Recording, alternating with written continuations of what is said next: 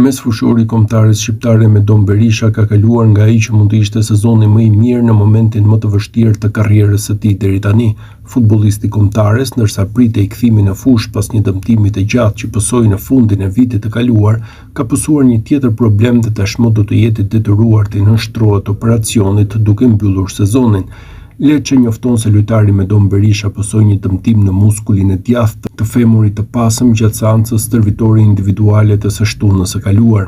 Sot lojtari ju nënshtrua një kontroll instrumental i cili zbuloi një koputje në tendinin e djathtë. Fatkeqësisht ky dëmtim ndodhi në një zonë të ndryshme nga ajo e prekur nga dëmtimi më parshëm dhe ndodhi gjatë një faze stërvitjeje të kujdesshme riatletike të ndërmarrë së fundmi pas testeve të fundit të kënaqshme instrumentale.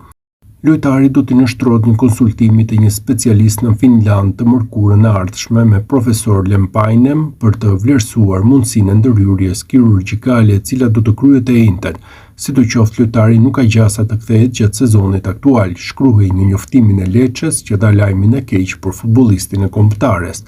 Berisha e kishte nisur sezonin shumë mirë te Lecce duke u kthyer në protagonistin absolut të lojës së kësaj skuadre në Serie A me paraqitje mbreslënse dhe gola, por dëmtimet e njëpasnjëshme kanë mbyllur para kohës sezonin e tij duke u kthyer në një pengesë për t'ia loshin në momentin kur dukej se ai mund të bënte hapin cilësor në karrierë.